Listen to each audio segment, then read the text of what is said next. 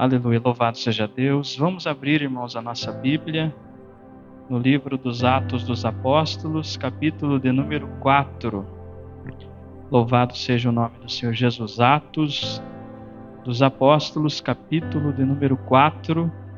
Nós vamos ler dos versículos 8 até o 13. Atos capítulo 4, dos versículos 8 até o 13. Lembrando aos irmãos que nós estamos numa sequência de mensagens no livro de Atos dos Apóstolos. A igreja de Atos dos Apóstolos é uma igreja extraordinária, é uma igreja que ao olharmos para ela, irmãos, nós devemos extrair várias lições. E no dia de hoje, observando o capítulo 4, não será diferente, porque o Senhor Deus tem uma palavra para o nosso coração. Você acredita nisso? Diga amém. Aleluia. Atos capítulo 4, versículo de número 8, a seguir diz assim: Então Pedro, cheio do Espírito Santo, lhes disse: autoridades do povo e anciãos, visto que hoje somos interrogados a propósito do benefício feito a um homem enfermo e do modo por que foi curado, tomai conhecimento vós todos e todo o povo de Israel, de que em nome de Jesus Cristo Nazareno, a quem vós crucificastes e a quem Deus ressuscitou dentre os mortos, sim, em seu nome é que este está curado perante vós. Este Jesus é a pedra rejeitada por vós, os construtores, a qual se tornou pedra angular. E não há salvação em nenhum outro, porque abaixo do céu não existe nenhum outro nome dado entre os homens, pelo qual importa que sejamos salvos.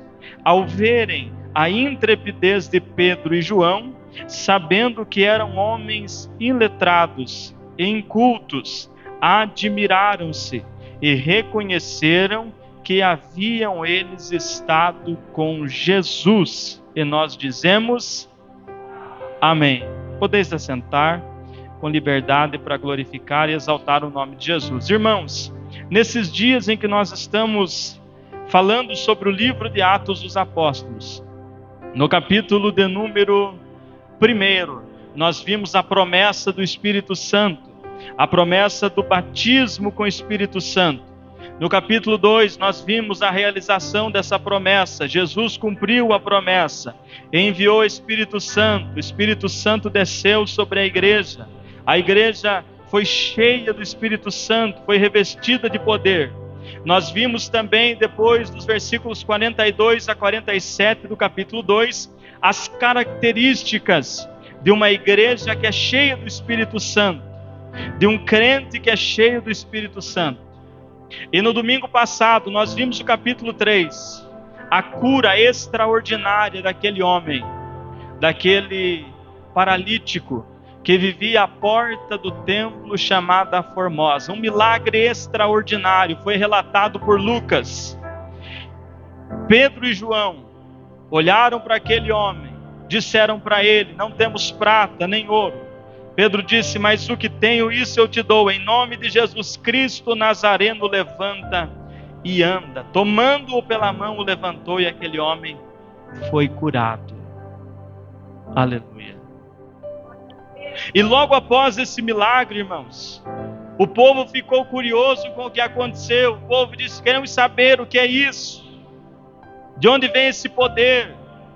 Então o povo se reuniu em redor de Pedro e João, e Pedro e João pregaram para eles. E Pedro, irmãos, eu acho lindo que Pedro, ele não perde uma oportunidade para pregar o evangelho. Ele percebe que o milagre foi realizado, o povo se reúne, então ele quer pregar o evangelho para o povo. E então lá no templo, ele prega para o povo sobre Jesus. Aleluia. E muita gente se converte. Diz a Bíblia que naquele dia cresceu a multidão dos que creram no Senhor a quase 5.000 pessoas. Louvado seja Deus. Mas o capítulo 4, irmãos, inicia com uma perseguição muito forte. O capítulo 4 inicia com a prisão de Pedro e João. Eles são presos por curarem esse homem e por pregarem o evangelho no templo para as pessoas. Então o capítulo 4 inicia com uma perseguição muito grande. Agora a perseguição começa sobre a igreja, porque Jesus já havia enfrentado perseguição. Os líderes religiosos já haviam perseguido Jesus enquanto Jesus estava aqui no seu ministério terreno. Agora, a perseguição vem também sobre a igreja. Então, esses homens, os líderes judaicos, prendem Pedro e João.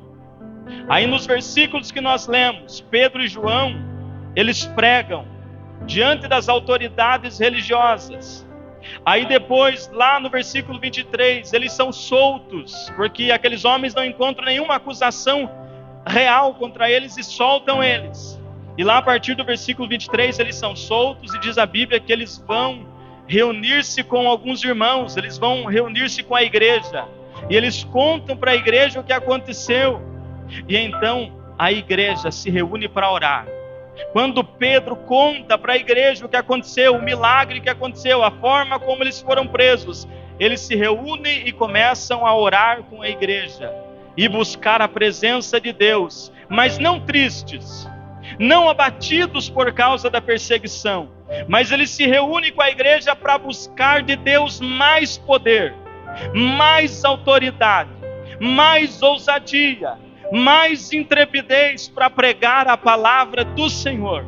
Eles não ficam com medo diante da perseguição, diante da afronta, mas eles vão aos pés de Jesus buscar mais poder de Deus ainda.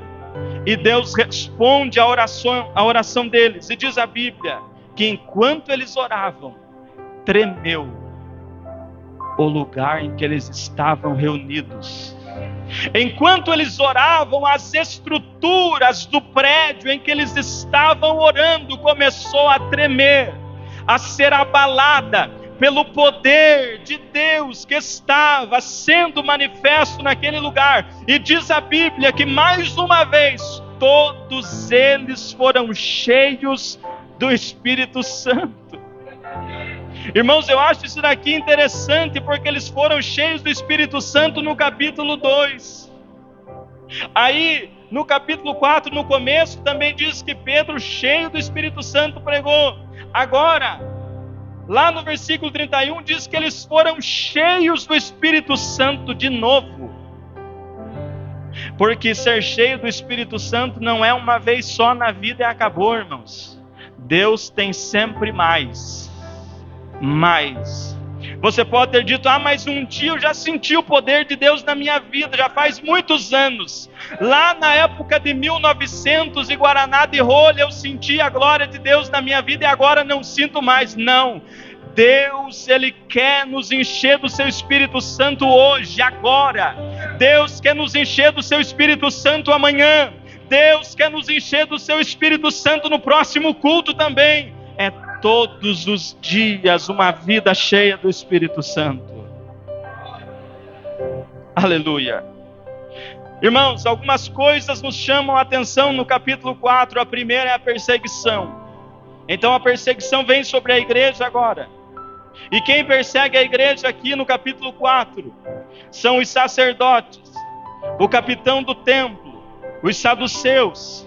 Aí no versículo 15, os anciãos, os escribas. No versículo 16, o sumo sacerdote, Anás e Caifás. São os líderes religiosos, as autoridades religiosas em Jerusalém, que tinham poder religioso. Em Jerusalém perseguem a igreja agora, assim como haviam perseguido a Jesus. E essa perseguição, irmãos, é um cumprimento do que Jesus já havia falado. Jesus já tinha determinado isso, Jesus já tinha profetizado isso para eles. Lá no capítulo 15, versículo 20 do Evangelho de João, Jesus disse assim: se perseguiram a mim, ele diz para os seus discípulos, também perseguirão vocês. Aleluia. Lá em Lucas capítulo 21, versículo 12, Jesus disse assim: antes, porém, de todas essas coisas, lançarão mão de vós e vos perseguirão, entregando-vos às sinagogas e aos cárceres, levando-vos à presença de reis e governadores por causa do meu nome. Jesus havia falado para os discípulos, para a igreja, que eles seriam perseguidos. Lá no Evangelho de Mateus, capítulo 5, versículo 10, no Sermão do Monte, Jesus diz assim: bem-aventurados os perseguidos por causa da justiça, porque deles é o reino dos céus. Irmãos, a igreja, ela sempre foi perseguida. Um verdadeiro cristão sempre foi perseguido.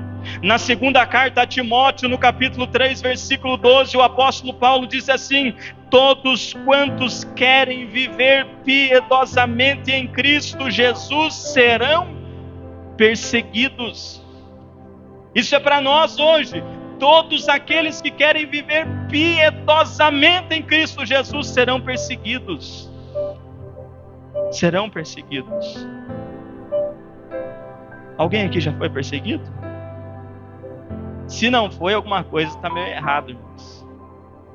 Porque Jesus disse que os seus discípulos seriam perseguidos. Talvez você não tenha percebido, mas talvez alguém lá, porque você é crente, quis fechar a porta para você. Talvez alguém, porque você é crente, quis te tirar da roda de amizade. Agora, aquela fulano de tal não é bem-vindo aqui, porque é crente. Talvez alguém já fez alguma coisa nesse sentido para você. Isso é perseguição. É claro que aqui no Brasil nós vivemos um nível ainda baixo de perseguição, mas em outros países ainda hoje existem cristãos sendo mortos, assassinados por causa da justiça. Existem hoje pessoas sendo perseguidas no mundo.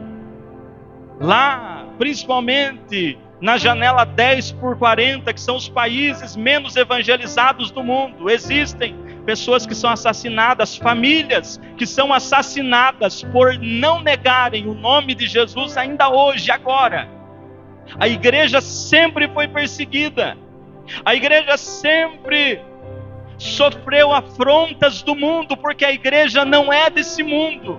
Nós não somos mais desse mundo. Nós podemos andar, nós podemos caminhar nesse mundo, nós podemos trabalhar aqui nesse mundo, mas nós temos um destino que não é aqui nessa terra.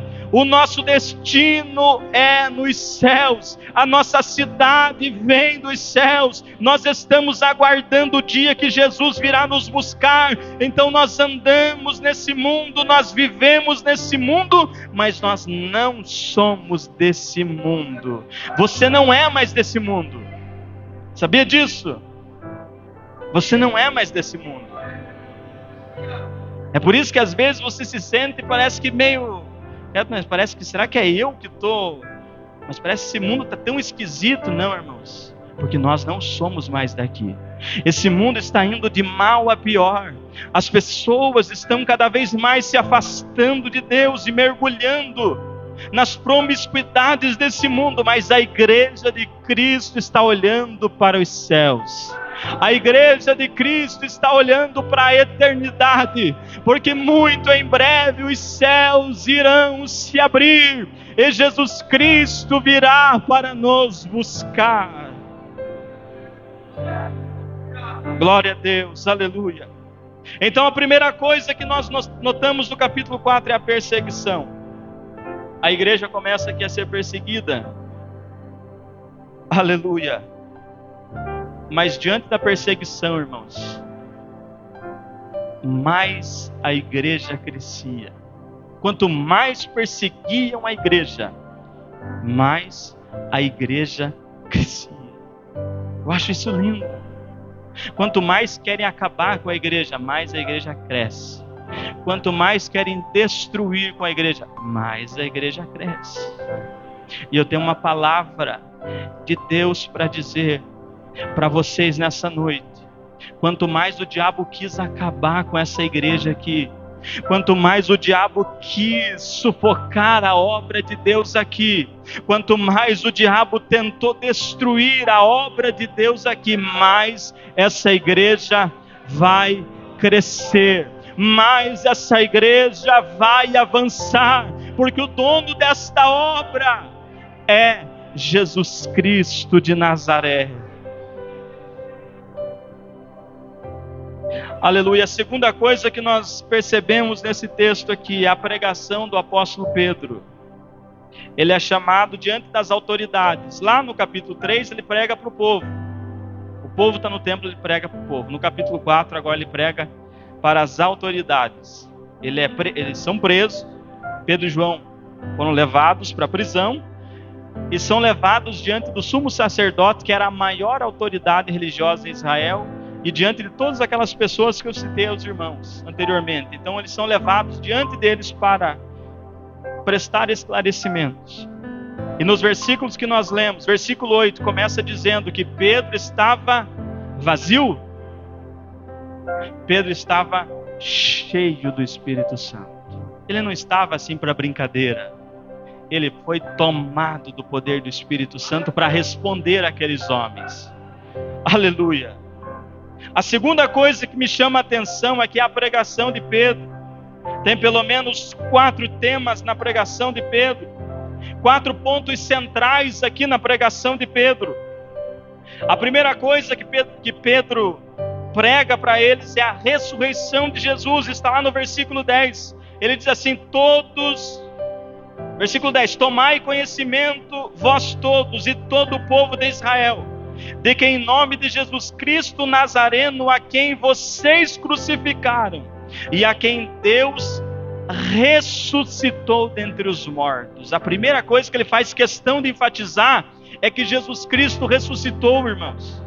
Por que ele enfatizava tanto isso? Porque quando esses mesmos líderes religiosos mataram a Jesus, quando esses mesmos líderes conseguiram, teoricamente, na cabeça deles, obter vitória sobre Jesus, matando ele, naquele dia em que Jesus entregou a vida na cruz, aqueles líderes religiosos pensaram assim: nós estamos livres.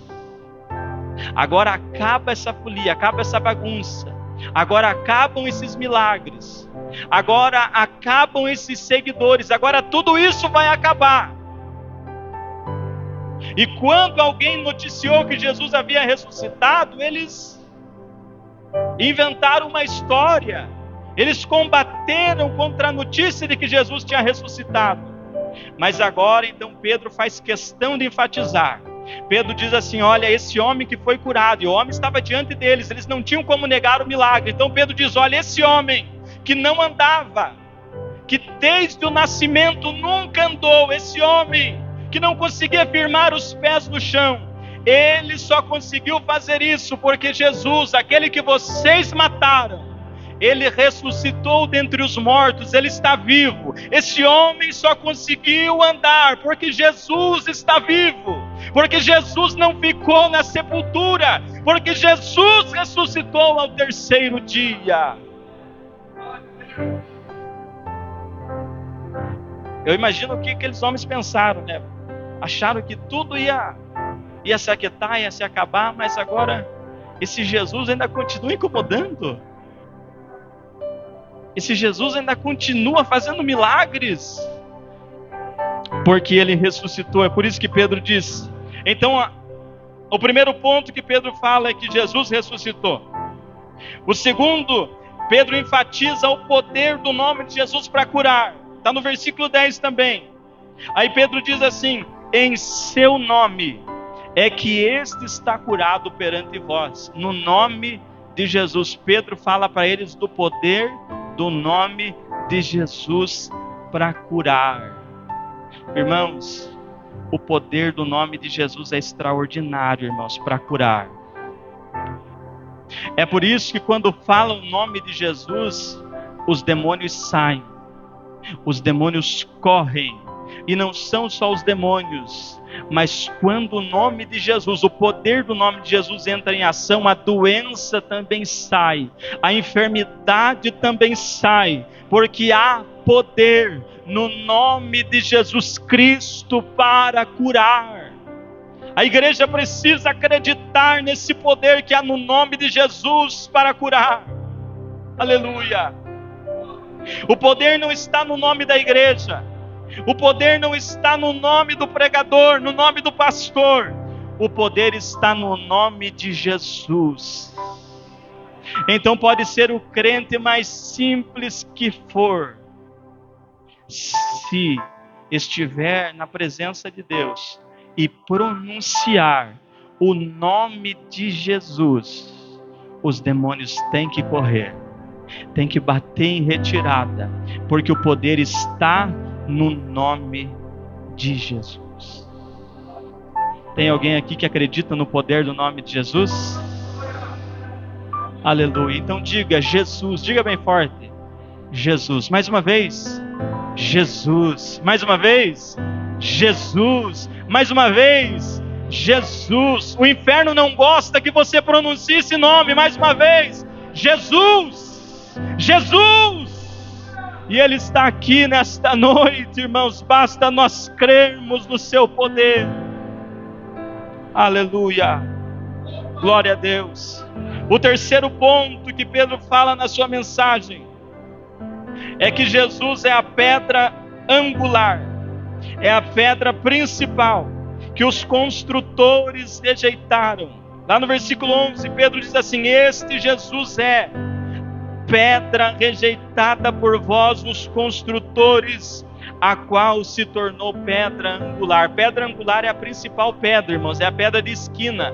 Numa construção daquela época, quando ia construir um edifício, teria que se colocar a primeira pedra, era essa pedra angular, essa pedra principal. Ela ficava no canto, era uma pedra muito grande, ela era colocada primeiro, depois construía, depois colocava as demais pedras para construir um edifício. Pedro está dizendo assim: na construção que vocês estão construindo, ele está falando para os judeus, vocês rejeitaram a principal pedra. Nesse edifício que vocês dizem que estão construindo, vocês rejeitaram a pedra que vai dar sustentação. Esse edifício de vocês vai cair. Aleluia. Porque Jesus é a pedra principal. Todo aquele que está alicerçado em Jesus permanece firme. Todo aquele que está alicerçado em Jesus, pode vir o vento, pode vir Satanás, permanece firme, porque Jesus é a pedra que dá sustentação ao crente. Mas eles rejeitaram a Jesus, eles rejeitaram a pedra principal. E aquele que rejeita a pedra principal está fadado à condenação, está assinando a sua própria sentença. Aquele que rejeita a pedra principal, que é Cristo, está assinando a sua própria sentença para o inferno. Mas aqui nessa igreja, Jesus continua sendo a pedra principal para nós aqui. Jesus é a pedra principal na tua casa. Jesus é a pedra principal na tua família. Jesus é a pedra principal aqui nesse lugar. Nós estamos firmados nele. Aleluia. E o quarto ponto da mensagem de Pedro, ele diz, versículo 12: e não há salvação em nenhum outro, porque embaixo do céu não existe nenhum outro nome dado entre os homens pelo qual importa que sejamos salvos. Pedro anuncia que a exclusividade de Jesus. Não há salvação em nenhuma outra pessoa, em nenhum outro, somente em Jesus. Não há poder para salvação em nenhum outro nome, somente no nome de Jesus. Não há salvação em nenhum outro caminho, somente em Jesus. Foi lido aqui na leitura oficial. Jesus disse: eu sou o caminho, eu sou a verdade e eu sou a vida. Jesus não disse assim: eu sou um dos caminhos. Jesus não disse assim: eu sou uma das verdades. Ele disse: eu sou o caminho, o único caminho. Jesus disse: eu sou a verdade, a única verdade. Não existe outro caminho. Não existe, irmãos. É só Jesus. É só Jesus. Tem uma frase que as pessoas conhecem por aí afora, mas é uma mentira. E essa frase diz assim: que existem vários caminhos e todos eles levam a Deus. Já ouviu essa frase?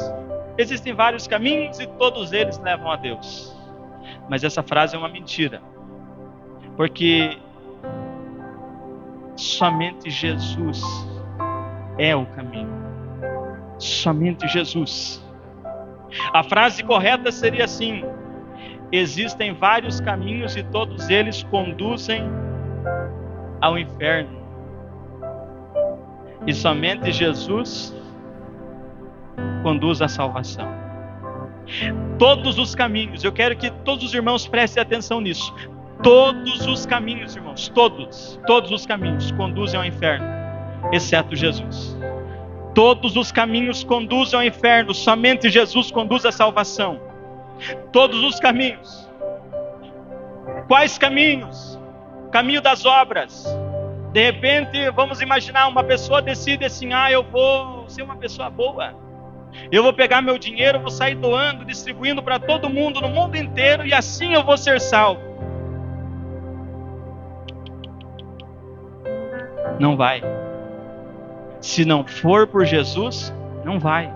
Pode doar toda a fortuna, não adianta. Não consegue comprar a salvação. É somente por Jesus. É somente por Jesus. Outro caminho. O caminho do isolamento. Já existiram pessoas que quiseram viver uma vida isolada, se isolaram em mosteiros.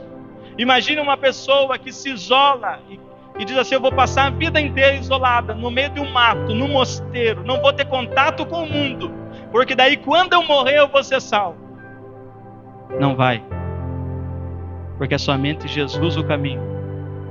Não é o isolamento, não é pelas obras, é somente Jesus. Imagine um outro caminho, o caminho da religiosidade. Uma pessoa diz assim: eu vou cumprir todos os ritos religiosos, eu vou fazer todas as peregrinações, eu vou subir todas as escadas de joelho, eu vou ir lá para Juazeiro do Norte a pé, eu vou ir lá para não sei aonde, eu vou ficar a vida inteira fazendo peregrinações, cumprindo promessas, fazendo isso, fazendo aquilo, e daí eu vou ser salvo. Não vai, porque o único meio de salvação é Jesus, irmãos. É Jesus. Nada que nós façamos, nós podemos comprar a nossa salvação com nada. É somente Jesus para nos salvar. Ele é a única saída. Tem pessoas que dizem assim: eu não vou para a igreja, eu só vou ser uma pessoa boa, eu não preciso ir para a igreja. Tem pessoas que acham assim: eu só vou ser uma pessoa boa, eu vou procurar não fazer o mal, eu vou procurar viver minha vida tranquila, e aí quando eu morrer está tudo certo. Não está. Porque é somente Jesus quem salva, irmãos. Ele é a única saída para o ser humano. O escritor aos Hebreus, no capítulo 2, versículo 3, diz assim: como escaparemos nós se negligenciarmos essa tão grande salvação, irmãos? Não há escape, não há outra saída para nós, não há outra alternativa. Todos os seres humanos estão caminhando rumo ao abismo sem Cristo. Não há outra alternativa. Nós temos que nos agarrar a Cristo, nós temos que nos prostrar a Cristo, nós temos que servir a Cristo. Não tem outro jeito. Você quer ser livre da condenação, você não quer ir para o inferno, é somente Jesus. Tem que se agarrar com Ele, tem que se abraçar com Ele, porque não tem outro meio. Não existe. Aleluia. E diante disso, na carta aos Hebreus ainda, no capítulo 2, versículo 1, o escritor diz assim: por esta razão importa que nos apeguemos com mais firmeza às verdades ouvidas, para que jamais nos desviemos. Irmãos, nós temos que nos apegar com firmeza à palavra de Deus, aquilo que nós cremos, e não se desviar disso. Não saia da presença de Deus. Não abandone a fé. Não se deixe levar por filosofias vãs. Se apegue com firmeza a esta palavra, a palavra de Deus. Se apegue com firmeza a Jesus. Não arrede teu pé da casa de Deus. Não saia, não deixe a presença de Deus. Porque não há escape, irmãos, não há saída a não ser em Jesus. O juízo de Deus vai ser severo contra os ímpios, mas aqueles que estiverem firmes em Jesus Cristo, na presença dele, estarão num lugar de felicidade, de alegria eterna.